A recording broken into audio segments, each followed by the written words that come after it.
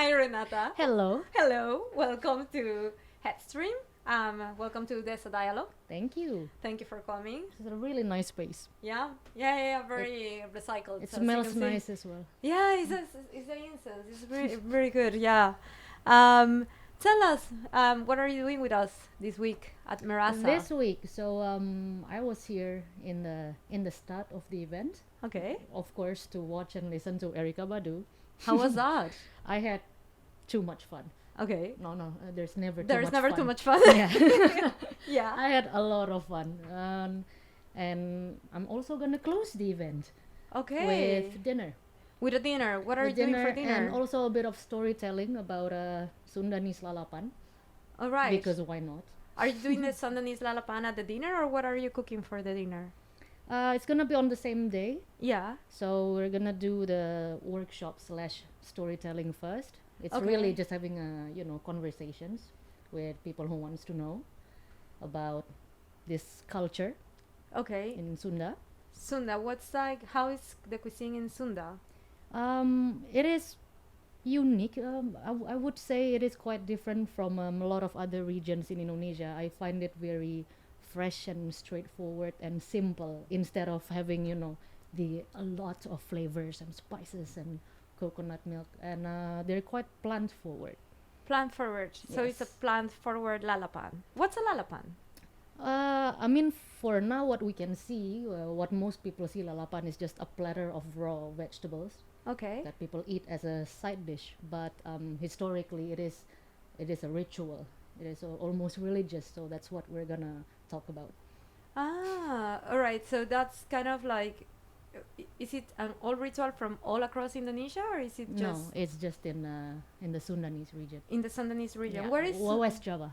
West Java? Yeah, it's interesting because Sunda is still in the land of Java. But if you ask any Sundanese and ask where you come from, they will say, "I'm Sundanese." They will not say Javanese because it's another ethnic group. It's another. They have their own history. They have their own way of life. They have their own beliefs. Yeah. So they have their own thing.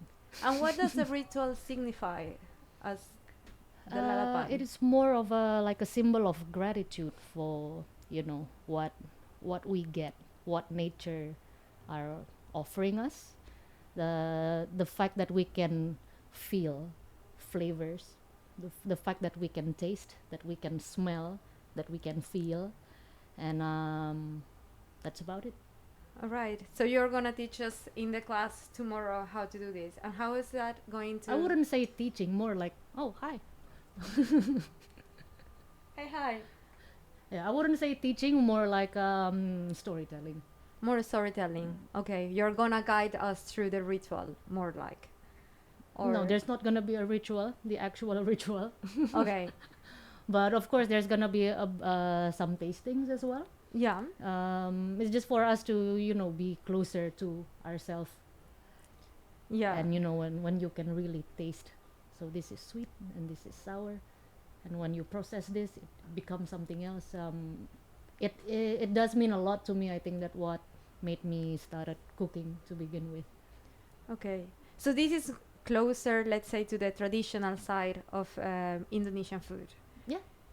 And for the dinner, are you gonna serve something like that, or is it a different take? Since we are talking a lot about lalapan and their very plant forward nature, Yeah. so I thought might as well we can celebrate plants for the same day. So it's not gonna be like Indonesian cuisine, like traditional at all. Just using as much as local produce that I can, and it's gonna be plant based. Can you tell us a little bit what produce? What are you using? Well, wait. I got local tomatoes, and just to celebrate tomatoes. Yeah. And there is one traditional Indonesian dish called opor, Opor. which is a white curry Oh. with coconut milk, candlenut, galangal, lemongrass, a lot of aromatics. I'm gonna do mushrooms with that. Okay. And one of my favorite one, there is tahu walik.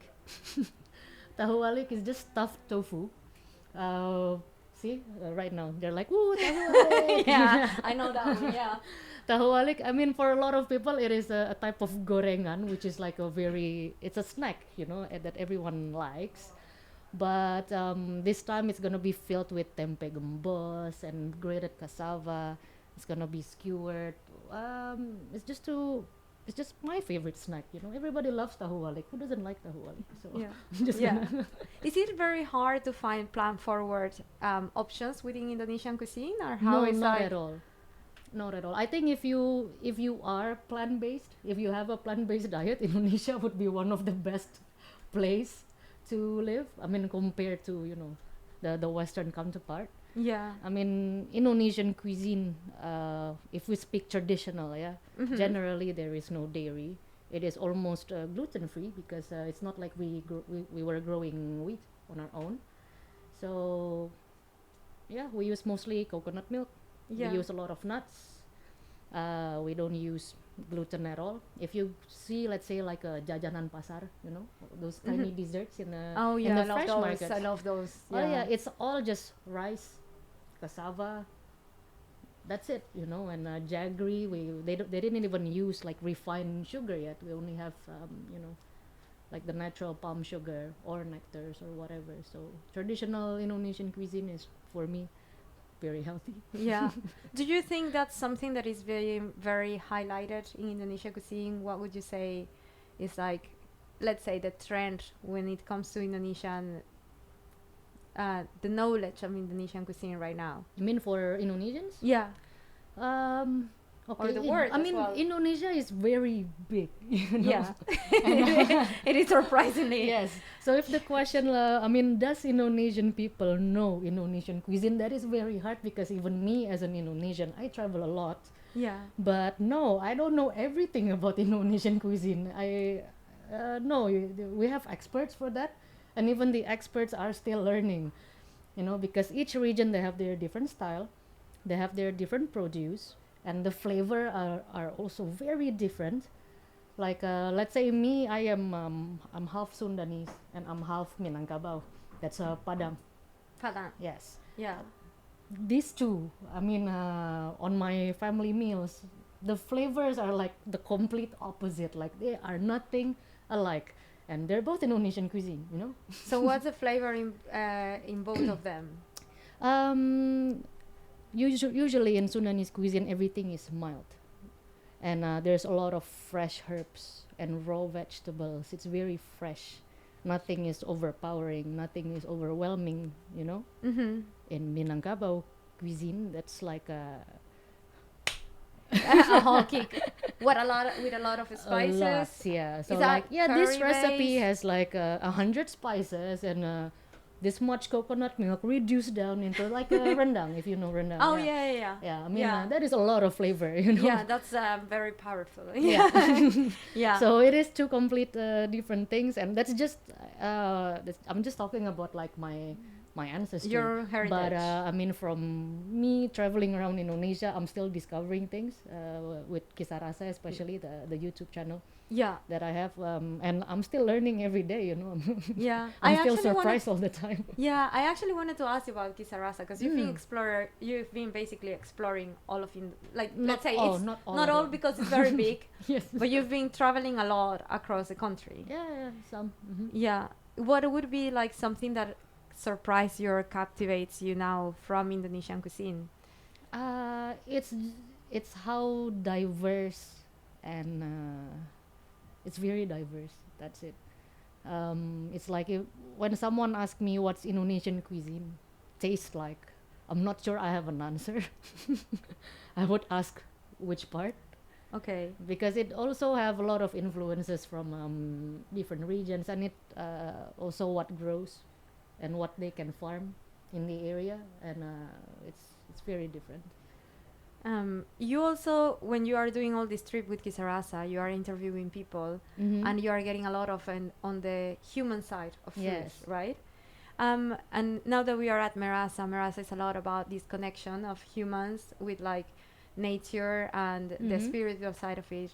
Is there something that surprised you through all these trips, like understanding how like people connect through food, or have you, how is that discovery? Because I'd say like Yeah. there's or that exploration.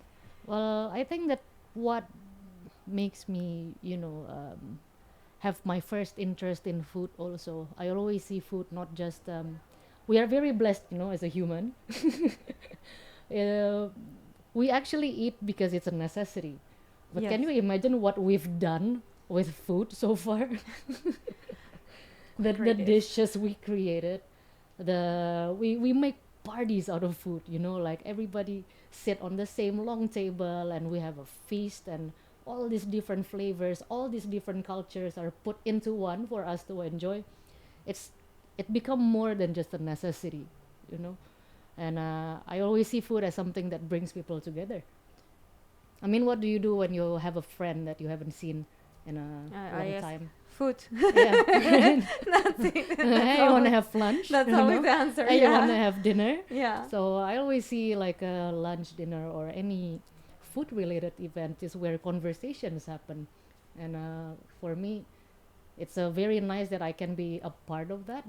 When I see people sitting down together, they're having meaningful conversations, they're exchanging informations, Yeah. and while enjoying food, if I can be a part of that, that Yeah. that's why I like to cook, I guess. Would you say that's kind of like the restorative side, probably, of food, right? Mm-hmm. Like it kind of provides you that kind of restoration Yeah. side.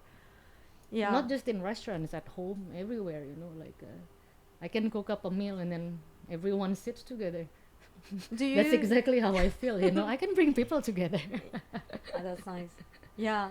And do you think there is a special way in Bali, for example, when like we are in Bali now? Mhm. Have you found like special ways of how do you celebrate food here in the island, or? Always, always. I think even in Kisarasa, we have a few episodes.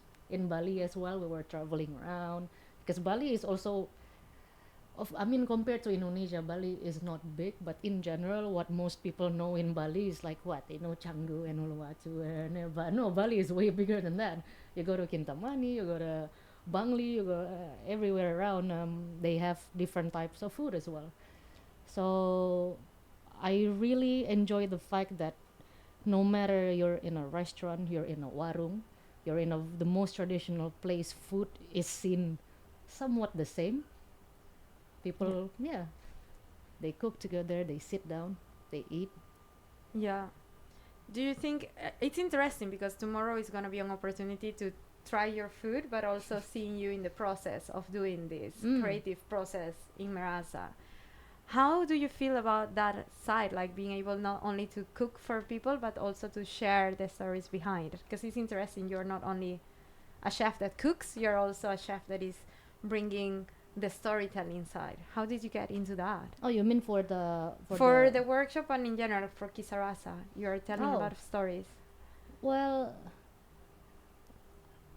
I like food, and for me, it's the same as Kisarasa for me. Maybe right now I'm telling the story, but what I'm doing in Kisarasa is I'm just listening.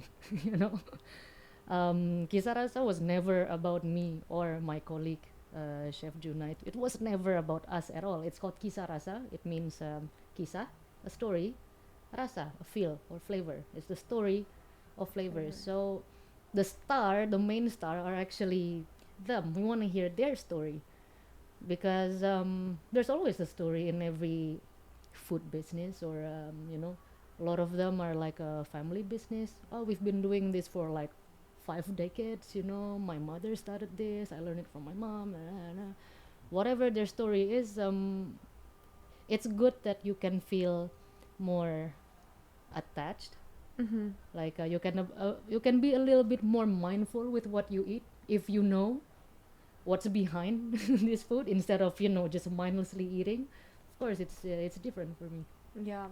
Well, it's the first time, like, well, it's the second time in Merasa that we are giving kind of like that space also for food. How do you feel that space is being in like the food industry right now? Do you feel like there is a lot of space for this exploration of the ways of eating in Indonesia right now? Well, as I say, Indonesia is very big. Yeah. What's happening in Bali and what's happening in Flores is maybe not the same thing at all in terms of the food scene. Yeah. I mean, of course, there's modernizations, which I really appreciate. You know, maybe some people are like, no, we have to keep it traditional, you have to keep it authentic, but at the same time, I mean, for Indonesian cooks or for anyone that cares about Indonesian cuisine, it's very important to innovate, you know, like it doesn't have to stay there.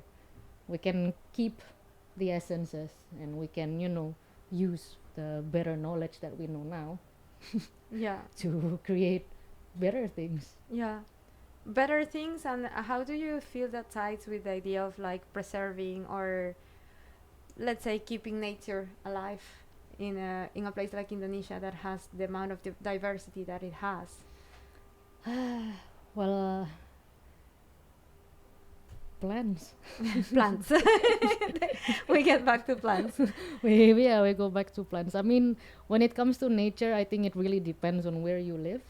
Like when I was living in Jakarta, I feel like I don't see nature, you know. It's very easy to people say, "Oh, you're turning a blind eye from your waste and whatever." I'm not sure if we're turning our blind eye or we actually don't see it at all. It's not visible. We don't see where all of this waste go. We don't see what happened to make the sky so gray and no, you don't see that. And I think that's what I really love about Bali. You get both, you know. You can really see what's going on. You're outdoors, and in some areas around Indonesia where they are still in nature, everything is still doing great, you know. Yeah.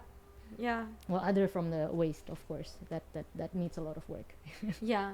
We are trying our best. Like, But it's never enough. It needs to be like worldwide. yeah. So now you're going back to the kitchen. Yes, I gotta get back to Get the back. kitchen. What were you cooking now? I was doing the desserts. All right. Yeah. Yeah. So all the cake batter and everything is just waiting to get into the oven as I'm doing this. So All I right. really need to go back. Okay. Okay. I'll let you go then. Thank you Thank so you. much for coming here. Thank you. Yeah. Thank you very much for visiting us. Thank you.